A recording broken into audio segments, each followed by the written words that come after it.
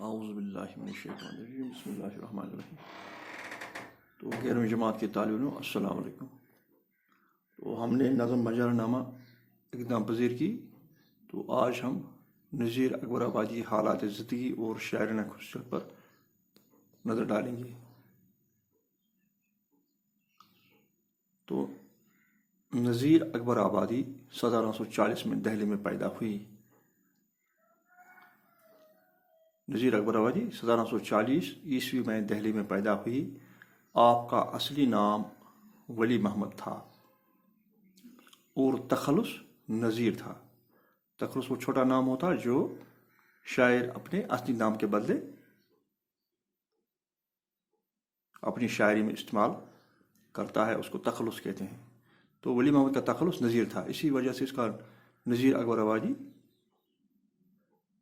نام، اس کا پورا نام ولی محمد ہے، تخلص نذیر۔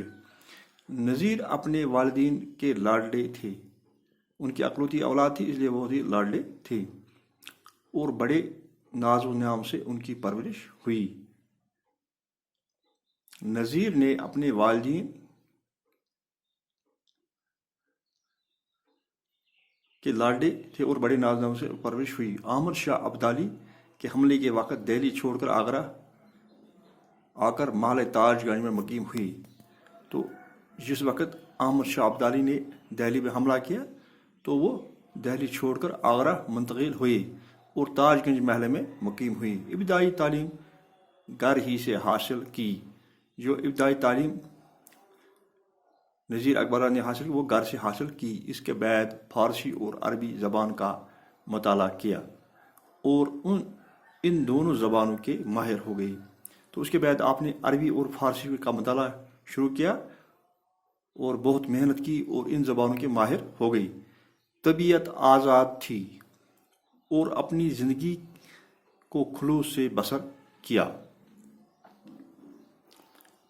عوام کے بہت نزدیک تھی اور عوامی رنگ رلیوں میں شامل ہوتی تھی۔ تو آپ عوامی زندگی میں بہت ہی حصہ لیتے تھے اور عوامی رنگ رلیوں میں شامل ہوا کرتے تھے۔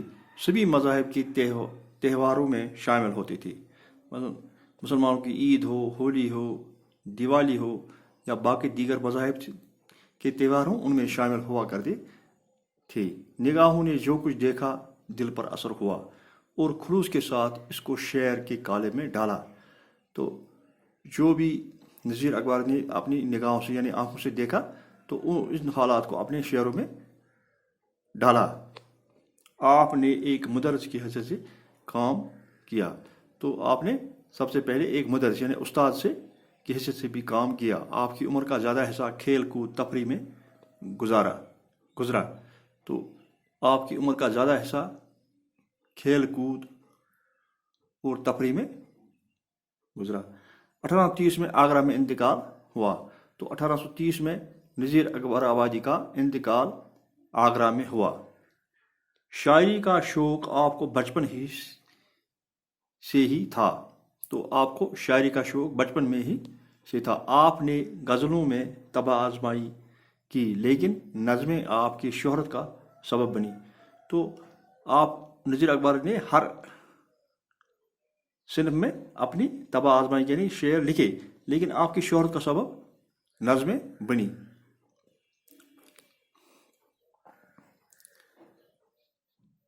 آپ کی نظموں میں آدمی نامہ، روٹی نامہ، منجنا وغیرہ مشہور ہیں۔ تو ہمارا موضوع تھا نذیر اکبر آبادی حالات زندگی اور شاعرانہ خصوصیات۔ اب شاعرانہ خصوصیات پر ہم نظر ڈالتے ہیں۔ تو نذیر اکبر آبادی کی شاعری میں ہندوستان کے عام آدمی کی زندگی، وہاں کی تہذیب اور روایات چھائی ہوئی ہیں۔ جو اکبر آبادی کی شاعری ہے تو اس میں ہندوستان کے عام آدمی کی زندگی، وہاں کی تہذیب، روایات اور رسم و رواج چھائی ہوئی ہے۔ ان کی شاعری پڑھ کر ہندوستان کی معاشرت اور رسم و رواج کا پتہ لگایا جا سکتا ہے۔ ان کی نظمیں عام طور پر سیدھی اور صاف ہیں ان کے کلام میں سادگی اور سلاست ہے۔ تو نذیر اقبال کی شاعری پڑھ کر ہمیں ہندوستانی معاشرت، رسم و رواج اور تہواروں اور دیگر چیزوں کا پتہ، اس عہد کے جو رسم و رواج تھے ان کا پتہ لگ سکتا ہے۔ وہ ترک دنیا اور تسلیم و رضا کا بھی درس دیتے ہیں۔ نذیر اپنی شاعری میں ترک دنیا اور تسلیم و رضا کا درس بھی دیتے ہیں۔ نذیر کی شاعری کا بہترین حصہ وہ ہے جس میں انہوں نے ایک صوفی مرد خدا کی حیثیت میں دنیا اور زندگی کی بے ثباتی کا عبرت انگیز نقشہ کھینچ دیا ہے۔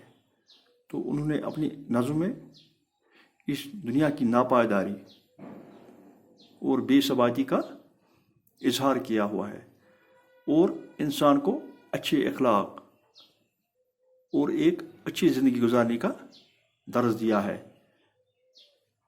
اخلاقی اوصاف کی تلقین کی ہے۔ تو نذیر اکبر آباد نے اپنی شاعری میں انسان کو اخلاقی اوصاف کی تلقین کی ہے، پاک بازی اور روحانیت کا پیام دیا ہے۔ نذیر کی شاعری حیثیت اور ادبی عظمت بہت بلند ہے۔ تو نذیر کی جو شاعری ہے، شاعری کی وجہ سے ان کی حیثیت وہ ادبی عظمت بہت بلند ہے۔ نذیر کو بجا طور پر اردو ادب کا سیدی قرار دیا جا سکتا ہے۔ تو اس طرح سے ہم نے نذیر اکبر آبادی کی حالات زندگی اور شاعرانہ خصوصیت پر یہ نظر ڈالی۔ تو آپ یہ اپنی نوٹ بک پر اس کو درج کریں۔ امید ہے کہ آپ درج کریں گے۔ یہ ہمارا، اگر آپ بنجارہ نامہ کا آپ پیج نمبر 168 نکالیں گے تو ہمیں نذیر اقبال کی سوال نمبر 3، نذیر اکبر آبادی کی سوانح اور ادبی خدمات پر نوٹ لکھے۔ تو یہ ہمیں یہ نوٹ یہی لکھا، تو آپ اس کو اپنی کاپی نوٹ بک پہ درج کریں تاکہ وہ وقت ضرورت یہ کام آ سکے۔ باقی وسلام۔